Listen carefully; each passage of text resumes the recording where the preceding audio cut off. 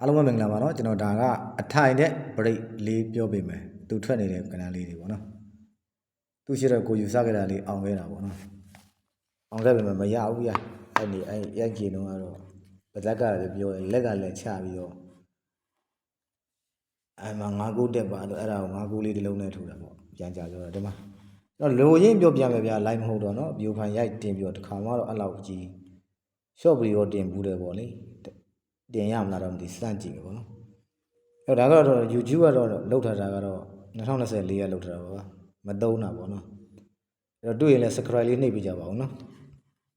subscribe နှိပ်တယ်ဆိုတာကကျွန်တော်တို့တော့ဘာမှဖြစ်မသွားဘူးပေါ့ဗျာဒါပေမဲ့လို့ subscribe က1000ပြည့်မှာ like ကလွှင့်ရတာလားမသိဘူးဗျအဲ့လိုလေကျွန်တော်တို့ဒီမှာ4ခါဗျာကျွန်တော်တို့အကျင့်ကြိုက်တယ်ကျွန်တော်အကျင့်ရ4ခါလို့ဖြစ်တာနဲ့အဲ့ဒီမှာကျွန်တော်တို့286ထွက်တယ်အဲ့လိုထက်တာနဲ့286ကနေ1နဲ့2နဲ့3နဲ့4နဲ့မှာ9ထိပ်လို့ဝင်တယ်ဒီ9ထိပ်ကိုကျွန်တော်နောက်မှထားလိုက်မယ်ဗျပြောပြမယ်ဒီမှာ4ခါဝင်တာနဲ့သူ့ရဲ့ပင်ချာကိုက်ကျွန်တော်တို့ဘယ်နဲ့ချိန်လဲဆိုရင်20နဲ့3ချိန်မှာ286ထွက်တယ်အဲ့286ထွက်တာနဲ့1နဲ့2နဲ့သူပါဝင်ပေါ့လေ1နဲ့2နဲ့3နဲ့4နဲ့5နဲ့6နဲ့9နဲ့မြောက်9နဲ့မြောက်မှာကျွန်တော်ပြောမယ်ခွာပေါင်းတည်8ခွာပေါင်းတည်8တာနဲ့ဒီမှာဗရိတ်နဲ့868အမှန်တော့ဒီဗရိတ်6ကနေဗရိတ်2ပေါ့ဗျာအဲ့တော့ခွာပေါင်း8ဗရိတ်2လို့ရိုက်တာနဲ့အဲ့ဒီခွာပေါင်း8ကိုနောက်ပေါင်း8ရိုက်တယ်သူ့ရဲ့အောက်ကပင်ချာကြိုက်ကြသေးဘူးကျွန်တော်အသေးသေးပြောဒီမှာ6ထိပ်3ထိပ်3ထိပ်9335အဲ့ဒီ5ကဒီ4ခါ286ပတ်လဲဒီ5ထိပ်ကိုထိပ်3လုံး5ရိုက်တယ်အဲ့လို5လို့ရိုက်တာနဲ့အဲ့ဒီမှာခွာပေါင်း8ဗရိတ်2ရိုက်တာနဲ့အဲ့နှစ်ထဲရကဏ္ဍမထွတ်မချင်းပြသူ့ဘေးလိုက်ကိုသူကမထွတ်မချင်းလိုက်ထိုး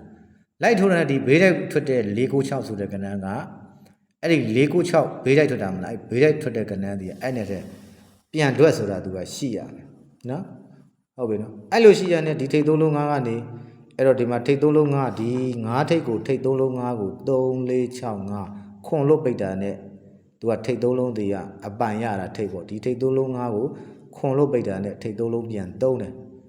အဲ့လိုသုံးတာနဲ့ကျွန်တော်တို့အဲ့နဲ့ထဲမှာပေါ့လေဒီဘေးလိုက်ကဏ္ဍဆိုတဲ့ကဏ္ဍဘေးလိုက်မထွက်မချင်းလိုက်ထိုးအဲ့လိုထိုးတာနဲ့ဒီဘေးလိုက်ကဏ္ဍဒီအဲ့နဲ့ထဲပြန်ထွက်ခဲ့လို့အဲ့တော့ခွားရှစ်ကိုဗရိတ်နဲ့ရိုက်ခဲ့လို့အဲ့ဒီဗရိတ်နဲ့ကနေ1နဲ့2နဲ့3နဲ့4နဲ့5နဲ့မြောက်ပါဗရိတ်နဲ့ဒီခွားရှစ်ဗရိတ်နဲ့နောက်ပေါင်း8ရိုက်လို့အဲ့ဒီဗရိတ်နဲ့ကနေ1နဲ့2နဲ့3နဲ့4နဲ့9နဲ့မှာဗရိတ်နဲ့ဆိုတဲ့ကဏ္ဍ8ထိပ်နဲ့8ခွန်ကြီးရဲ့လိုက်ထွက်တယ်ခုနက86နှစ်ရဲ့ဘောက4ခါမို့လို့ဗရိတ်4ဆိုတဲ့ကဏ္ဍနဲ့ပတ်လည်းမလဲအောင်ဗျ1ခါနဲ့8တင်5ပဲသူလိုက်ထွက်တယ်ပေါ့နော်အများသူရှိတယ်တော့ကျွန်တော် YouTube လိုက်ရရင်ကျွန်တော်အကုန်ပြပေးမယ်နော်ပရမကအဲ့တော့ဒုတိယမှာလည်းကျွန်တော်တို့4ခါရိုက်တာနဲ့ကျွန်တော်266ပတ်လဲ20နဲ့3ချိန်ကြာတယ်အဲ့ကနေ1နဲ့2နဲ့3နဲ့4နဲ့5နဲ့အဲ့တော့6နဲ့9နဲ့မြောက်ပါဒီမှာခွာပေါင်း8လို့ဖြစ်တာနဲ့သူ့ဘော311ဆိုတာကဗရိတ်နဲ့အဲ့လိုဖြစ်တာနဲ့ခွာပေါင်း8ကိုနောက်ပေါင်း8ရိုက်တယ်ဒီနေရာမှာ3935အဲ့ဒီ5က4ခါ68နဲ့တွေ့တာနဲ့5ထိပ်ကိုကျွန်တော်တို့ထိပ်3လုံး5ရိုက်တယ်အဲ့တော့ခွာပေါင်း8ဒီနေရာမှာဗရိတ်နဲ့လို့တဒန်းနဲ့တဒိန်နဲ့နေရာနဲ့အဲ့နဲ့ထင်ရကဏခုနက646လို့မထွက်မချင်းသူကလိုက်ထိုးပေါ်ပြပေးလိုက်ခွာပေါင်း8ဗရိတ်နဲ့ရိုက်တာနဲ့ဒီနဲ့ထင်ရကဏမထွက်မချင်းသူကဒီလိုလိုက်ထိုးနော်အဲ့တေချာပေါက်ထွက်ရလိမ့်မယ်ဗျာနော်ဒီမှာဘေးလိုက်ကဏ114ထွက်တယ်အဲ့တော့114ကို141လို့ထွက်တာဒါမှအဲ့ထွက်တဲ့ကဏ္ဍလည်းအဲ့နဲ့တည်းခုနက694လို့ပဲပြန်ကြဆိုတော့2ခါရှိရမယ်အဲ့လိုထွက်တာနဲ့ဒီခွာပေါင်း8ဗရိတ်နဲ့ရိုက်တာနဲ့1နဲ့2နဲ့3နဲ့4နဲ့5နဲ့မြောက်မှာအဲ့ဒီဗရိတ်နဲ့ဒီ8ထိပ်နဲ့ဗရိတ်နဲ့ထွက်တယ်ဒုတိယမှာလည်း8ခွန်ကြီးရထွက်တယ်အဲ့နဲ့ထဲမှာလည်းကျွန်တော်တို့1ခါနဲ့ဗရိတ်4ဆိုတဲ့ကခုနက4ခါကြောင့်နော်918ထွက်တယ်သူက1ခါနဲ့ပဲထွက်တယ်ခုန8တဲ့5အဲ့လိုသွားတယ်နော်အသေးသေးတွေပါတယ်ဗျာနော်အဲ့တော့တတိယမှာလည်းကျွန်တော်တို့4ခါ24ချိန်မှာ286 23ချိန်မှာ286ပတ်လဲရိုက်တယ်အဲ့ဒါလေး1နဲ့2နဲ့3နဲ့4နဲ့5နဲ့6နဲ့9နဲ့မြောက်9နဲ့မြောက်မှာကျွန်တော်တို့ဒီမှာခွား8အဲ့ခွား8ကို64နဲ့ဒီဗရိတ်နဲ့လို့ပြတာနဲ့အဲ့8ကိုနောက်ပေါင်း8ရိုက်တယ်အဲ့ဒီမှာ9ခွန်3ထိပ်3လုံး5ပြောချင်တာက4ခါ68နဲ့5ထိပ်ကိုထိပ်3လုံး5ရိုက်တယ်9ရိုက်တာနဲ့အဲ့နဲ့ထဲမှာဒီခွားပေါင်း8ဗရိတ်နဲ့ရိုက်တဲ့နဲ့ထဲမှာအဲ့ဒါချဲပေါက်ဘူးကြီးကျွန်တော်ပဲဗျအဲ့သူဘေးတဲ့ကဏ္ဍကိုဒီလိုလိုက်ထိုးနော်အမျိုးသမီးတွေအမေရိချစ်ချင်းတော်ဆရာရဲ့ဆို အဲ့ဘေးနဲ့ရွေးတဲ့ကဏ္ဍအဲ့နဲ့ထဲမှာကျွန်တော်တို့နှစ်ခါဆိုတာပြန်ထွက်ရတယ်အဲ့ဒါကြုတ်ပြန်ကြတေချာပေါက်ပြန်ကြမယ်လို့ကျွန်တော်ပြော့ပြတယ်အဲ့လိုတဲ့နဲ့သူ့ရဲ့နောက်မှာဒီထိတ်သုံးလုံးငါးကနေခွန်လုတ်ပိတ်တာနဲ့ထိတ်သုံးလုံးသုံးနော်ဒီလိုပဲဒီထိတ်သုံးလုံးငါးကနေခွန်လုတ်ပိတ်တာနဲ့ထိတ်သုံးလုံးသုံးပဲ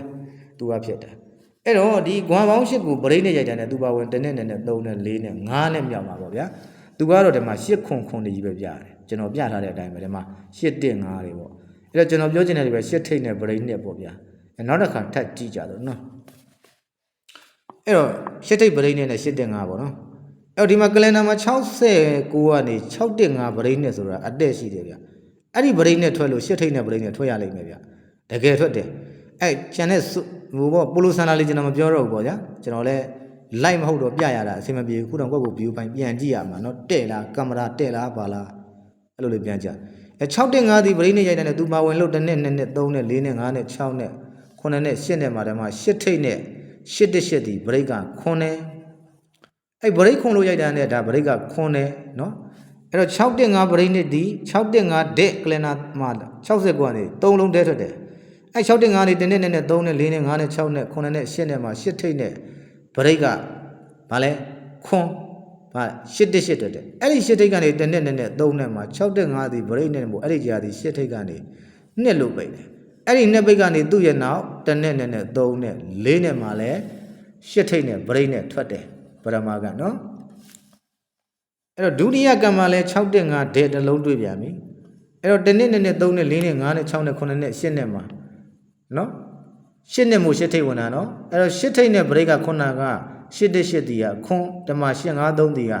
6အဲ့ဒီ8ထိတ်ကနေ1နဲ့2နဲ့3နဲ့မှာ2ပိတ်လို့ဝင်တယ်6တက်5တီပရိနဲ့မို့8ထိတ်ကနေ2ပိတ်လို့ဝင်တာနဲ့အဲ့ဒီ2ပိတ်ကနေပရိနဲ့ဆိုတဲ့ကဏ္ဍတီ1နဲ့2နဲ့3နဲ့4နဲ့မှာ8ထိတ်နဲ့ပရိနဲ့ပဲနော်အဲ့ဒါဟိုပေါင်းတီမဟုတ်ဘူးရအယူဆတွေးခေါ်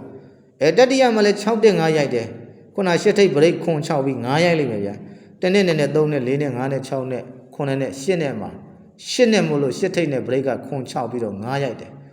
အဲ့ဒီ8ထိတ်ကနေ1နဲ့2နဲ့3နဲ့မှာ6တက်5ဒီ break နဲ့မို့အဲ့ break နဲ့ကနေဒီနှစ်ပိတ်ကနေ1နဲ့2နဲ့3နဲ့4နဲ့မှာ8ထိတ်နဲ့ break နဲ့ထွက်လိမ့်မယ်ဗျာသူကနော်သူ့ပုံစံထွက်ရမယ်တဲ့နော်ကျွန်တော်ပြောတာရှင်းလားနော်အဲ့တော့မီးနဲ့ကြာတော့မသိဘူးကျွန်တော်လည်းတိတ်ကင်မရာတဲ့လားမသိဘူးဗျာဝါသနာပါလို့နော်ကိုပေးတဲ့ကဏ္ဍလေးလည်းပေါက်စေခြင်းလို့တော့ကျွန်တော်လည်းချပြနေရတာဗျာထပ်ပြောမယ်၄ခါလို့ထဲတာနဲ့23ချိန်မှာ268ပတ်လဲရိုက်တယ်အဲ့268ချက်ကနေလို့1နဲ့2နဲ့3နဲ့4နဲ့5နဲ့6နဲ့9နဲ့မြောက်မှာဂွာပေါင်း8ရိုက်တယ်ဂွာပေါင်း8ရိုက်တာနဲ့ဒီမှာ8 6 8ဒီ break နဲ့ရိုက်တယ် break နဲ့ရိုက်တာနဲ့အဲ့ break နဲ့ကနေဂွာပေါင်း8ကိုနောက်ပေါင်း8လို့ရိုက်တယ်အဲ့ဒီကနေ6လို့ထိတ်3လို့ထိတ်3လို့ထိတ်9 3 3ဒီက9ဒီထိတ်3လုံး9ဆိုတဲ့ကဏ္ဍဒီ4ခါ6 8နဲ့ရိုက်တာနဲ့9ထိတ်ရိုက်တာနဲ့အဲ့ဒီမှာထိတ်3လုံး9ရိုက်တယ်အဲ့ဒီလိုဖြစ်တာနဲ့ဂွာပေါင်း8 break နဲ့ရိုက်တာနဲ့အဲ့နဲ့တဲ့ကဏ္ဍမထွက်မချင်းဘေးလိုက်ထိုးပေါ့ဗျာနောက်ကတ်တွေလည်းအဲ့လိုယူဆပြတာပင်ချိတ်ကြည့်လို့မရဘူးအဲ့လိုဘေးလိုက်ရွေ့တဲ့ကဏ္ဍဒီအဲ့နဲ့တဲ့6ဒီမှာ646ကိုတဲ့အဲ့496ကို496လို့ရတယ်အဲ့ဘေးလိုက်ရွေ့တဲ့ကဏ္ဍကအဲ့နဲ့တဲ့ပြန်ကြဆိုတာဖြစ်ရမယ်အဲ့လိုဖြစ်ပြီးမှဒီထိတ်3လုံး9ကိုတဲ့ခွန်လို့ပိတ်တာနဲ့ထိတ်3လုံးပြန်3တယ်နော်အဲ့လိုဖြစ်ပြီးဂွာပေါင်း8 break နဲ့ရိုက်တာနဲ့အဲ့ကနေ1နဲ့2နဲ့3နဲ့4နဲ့5နဲ့မှာအဲ့ဒီဂွာပေါင်း8ကြောင့်ဂွာပေါင်း8ရဲ့အောက်မှာ break နဲ့ကြောင့်အဲ့ break နဲ့ကနေ1နဲ့2နဲ့3နဲ့4နဲ့5နဲ့မှာ8ထိတ်နဲ့ break နဲ့ထွက်တယ်အဲ့တော့အဲ့ဒီထဲမှာ6 8နှစ်ပတ်လက်ရဲ့ပေါ်က4ခါမို့ break 4ဆိုတဲ့ကဏ္ဍ8တက်5ဒီအဲ့တော့တစ်ခါနဲ့ပဲလိုက်ထွက်နေတယ် break 4ကျန်တဲ့အများစုကိုရှိတယ်နောက်ကြရင်ကျွန်တော်ပြောပြမယ် YouTube လိုက်ရတဲ့အချိန်နော်ကင်မရာတဲ့လားမသိတိတ်လိုက်မဟုတ်တော့ကြောင်ချာကြည့်အဲ့တော့ဒုတိယကံမှာလဲ၄ခါလို့ထဲတာ23ချိန်မှာ6 8နဲ့ပတ်လက်ရိုက်တယ်အဲ့ကနေသူ့တိုင်းမှာပဲ1နဲ့2နဲ့3နဲ့4နဲ့5နဲ့6နဲ့9နဲ့မှာဒီမှာတစ်ချိန်နဲ့အဲ့တော့ဂွာပေါင်း8လို့ဖြစ်တာနဲ့သူ့ရဲ့အောက်မှာ3ညတက်တဲ့ဒီ break နဲ့ရိုက်တယ်အဲ့လိုရိုက်တဲ့နဲ့သူ့ဘောဂွာပေါင်း8ကိုနောက်ပေါင်း8ရိုက်တယ်သူ့ရဲ့ပညာကိုင်းမှာ3လို့ထိတ်9လို့ထိတ်3လို့ထိတ်933ဒီက393ဒီက9ရိုက်တယ်အဲ့ဒီ9ဒီ4ခါ6 8နဲ့ရိုက်9ထိတ်ရိုက်တာနဲ့အဲ့ဒီမှာထိတ်3လုံး9လို့ရိုက်တယ်အဲ့တော့အဲ့ဒီလိုရိုက်တာနဲ့ကျွန်တော်တို့အဲ့နဲ့ထဲမှာသူ့တိုင်းပဲပေါ့ဗျာခုနဂွာပေါင်း8 break နဲ့ရိုက်တဲ့နဲ့ထဲကကဏ္ဍဒီဘေးလိုက်မထွက်မချင်းလိုက်ထိုးပေါ့ဗျာဓမ္မကြီးနော်ခုနတိုင်းပြောတယ်ဓမ္မ114ကို414လို့ထွက်တယ်sorry 114ကို141လို့ထွက်တယ်အဲ့ဒီကဏ္ဍကလည်းအဲ့ဒီနဲ့ထဲပြန်ကြဆိုတာသူကရှိနေရမှာနော်အဲ့လိုရှိရလဲကျွန်တော်တို့ခုနဂွာပေါင်း8 ဗရိတ်နဲ့မလို့အဲ့နဲ့ထဲမှာကျွန်တော်တို့ဒီမှာဒီထိတ်သုံးလုံးငါးကိုခွန်လို့ပိတ်တာ309ခွန်ထွက်တာဒီထိတ်သုံးလုံးငါးကိုထိတ်သုံးလုံး3တာခွန်ပိတ်ရတယ်ထိတ်ပိုင်ရတာပေါ့ဒီလိုဆိုလိုတာနော်အဲ့လိုထွက်တာနဲ့ဂွာပေါင်း8ဗရိတ်နဲ့ထွက်တာနဲ့အဲ့တော့ဗရိတ်နဲ့ဆိုတဲ့ကဏ္ဍဒီဂွာ8ကို8ထိတ်နဲ့ဗရိတ်နဲ့ဒီ1နဲ့2နဲ့3နဲ့4နဲ့5နဲ့ပါ8ခွန်ကြီးပဲလိုက်ထွက်တယ်အဲ့တော့အဲ့ဒီထဲမှာခုနကတစ်ခါနဲ့ဗရိတ်4ပေါ့8တလုံးနဲ့အဲ့တော့9တစ်8တွေလိုက်ထွက်တယ်ဒီလိုဆိုလိုတယ်နော်အသေးသေးတွေပါတယ်ဗျာယူမှာကောင်းကောင်းမပြပေးရမှာမဟုတ်လိုက်ရမှာအဲ့တော့၄ခါလို့ဖြစ်တာနဲ့သူ့ရဲ့အောက်ကတည်းမှာ286ကနေသူ့တိုင်းမှာပဲ1နဲ့2နဲ့3နဲ့4နဲ့5နဲ့6နဲ့9နဲ့မြောက်မှာဒီမှာတစ်ကြိမ်နဲ့ဟိုကတန်းနဲ့ပေါ့နော်9ကြိမ်မှာဂွာပေါင်း8ကြိမ်မှာဗရိတ်နဲ့ရိုက်တယ်အဲ့ဂွာပေါင်း8ဗရိတ်နဲ့မို့အဲ့ဒီဂွာပေါင်း8ကိုတည်းမှာနောက်ပေါင်း8ရိုက်တယ်သူ့ရဲ့အောက်ကတည်းကြသည်9လို့ထိတ်3လို့ထိတ်9လို့ထိတ်3လုံး5အဲ့တော့၄ခါရိုက်တာနဲ့6ချိန်နဲ့ပတ်ဒီ9ထိတ်ကိုကျွန်တော်တို့ထိတ်3လုံး9ရိုက်တယ်အဲ့တော့အဲ့လိုရိုက်တာနဲ့အဲ့နဲ့တည်းကကဏ္ဍသူ့ရှေ့တိုင်းပေါ့ဗျာရှဲပေါက်ဖူးချင်ရင်သူ့ဘေးတဲ့ကဏ္ဍကိုခင်ဗျားတို့ပတ်လေလိုက်ထိုးနော်အဲလုံးသားတဲ့နေရာကိုပို့လို့အမလေးတော်ချက်ချင်းတော်ဆရာရဲ့မျိုးသမီးချင်းများပြီးတော့ထွက်ရောတွေ့တော့အဲ့ဘေးတဲ့ယူတဲ့ကဏ္ဍအဲ့နဲ့တည်းကလုံးဝပြန်ထွက်ရမယ်ဒီလိုဆိုလိုတယ်နော်အဲ့လိုဖြစ်တာနဲ့ကျွန်တော်တို့ထိတ်3လုံး9ကိုခွန်လို့ပိတ်တာနဲ့ထိတ်3လုံးပြန်သုံးတယ်အဲ့ဒီတော့ဂွာပေါင်း8ဗရိတ်နဲ့ရိုက်တာနဲ့အဲ့ဗရိတ်နဲ့မို့လို့1နဲ့2နဲ့3နဲ့4နဲ့5နဲ့မှာဒီဂွာပေါင်း8ကို8ထိတ်နဲ့ဗရိတ်နဲ့နော်အဲ့တော့သူကတော့8ခုံလိုက်ကြတယ်8တဲ့5လိုက်ကြတယ်8တဲ့5တော့တက်ခါနဲ့ပေါ့ဗျာအဲဒီလိုဆိုလို့မယ်နော်ဒါပြထားတဲ့ line တွေကိုရေးပြီးသားတယ်အဲ့တော့ခုနကကျွန်တော်တို့ဒီ6တဲ့5ကလေ6တဲ့5ကနေ1နဲ့2နဲ့3နဲ့4 6တဲ့5ဒက်ကလနာ3လုံးထွက်တယ်6တဲ့5ကနေ1နဲ့2နဲ့3နဲ့4နဲ့5နဲ့6နဲ့9နဲ့8နဲ့ညာဘက်အပေါ်ဆောင်တန်းမှာ8ထိတ်နဲ့ဗရိတ်ခွန်8တဲ့8ထွက်တယ်အဲ့ဒီ8တဲ့ကနေသူ့ရဲ့နောက်1နဲ့2နဲ့3နဲ့မှာ6တဲ့5ဒီဗရိတ်နဲ့မို့နှစ်ပိတ်လို့ယူဆထိုးခဲ့ပါတယ်နော်အဲ့လိုထက်တဲ့ဒီမှာ6တဲ့5ဒီဗရိတ်နဲ့မို့နှစ်ပိတ်ကနေဒီ8ထိတ်နှစ်ပိတ်ကြောင်းမို့အဲ့နှစ်ပိတ်ကနေ1နဲ့2နဲ့3နဲ့4နဲ့မှာ8ထိတ်နဲ့ဗရိတ်နဲ့ထွက်တယ်8နှစ်နဲ့အဲ့တော့ဒုတိယကမှာလည်းဘယ်ဝါရောအော်ဒီမှာ6တဲ့5တဲ့3လုံးပဲရှိတယ်ဒီမှာဒုတိယအဲ့ကနေ1နဲ့2နဲ့3နဲ့4နဲ့5နဲ့6နဲ့9နဲ့8နဲ့မှာတဲ့ဗရိတ်က6ခုနက8တဲ့8ဒီခွန်း8 5 3ဒီ6လို့ရေးထားတယ်အဲ့တော့အဲ့ရနေ1နဲ့2နဲ့3နဲ့မှာ6တဲ့5ဒီဗရိတ်နဲ့မို့8ထိတ်ကနေဗရိတ်နဲ့တွေ့တာနဲ့အဲ့ဒီမှာ2လို့ပိတ်လိုက်တယ်ပေါ့8ထိတ်ကနေ6တဲ့5ဗရိတ်နဲ့မို့အဲ့တော့အဲ့ကနေ1နဲ့2နဲ့3နဲ့4နဲ့မှာလည်း8ထိတ်နဲ့ဗရိတ်နဲ့ဒီ8 5ခုထွက်တယ်ဒါဟိုပေါင်းဒီပေါင်းတာမဟုတ်ဘူးနော်မက်သက်တွေးခေါ်ပေါ့နော်အဲ့တော့ဒီမှာ6တဲ့5တဲ့ကလနာ69က3လုံးပဲထွက်တယ်နောက်ထပ်လည်းရှိမရှိပါဘူးမရှိပါဘူးပတ်လည်းမရှိဘူးအဲ့တော့အဲ့ကနေ1နဲ့2နဲ့3နဲ့4နဲ့5နဲ့6နဲ့9နဲ့8နဲ့မှာ8ထိတ်နဲ့9ကဗရိတ်ကခွန်6ဒီ9ရိုက်တယ်8 6တဲ့အဲ့ကနေ1နဲ့2နဲ့3နဲ့မှာ2ပိတ်တယ်6တဲ့5ဒီဗရိတ်နဲ့မို့8ထိတ်ကနေ2ပိတ်လို့ယူဆချပြခဲ့တယ်အဲ့တော့အဲ့ဒီ2ပိတ်ကနေ1နဲ့2နဲ့3နဲ့4နဲ့မြောက်မှာအဲ့တော့8ထိတ်နဲ့ဗရိတ်နဲ့ပေါ့ဗျာကဲဒီလောက်ပါပဲနော်အဲစကရိုင်လေးလည်းနှိမ့်လာကိုယ့်ဘာကိုပြန်ကြည့်အောင်ပေါ့ကင်မရာတဲ့လာမသိဘူး။ကဲစမ်းကြည့်အောင်မယ်ပြန်ကြည့်အောင်မယ်နော်။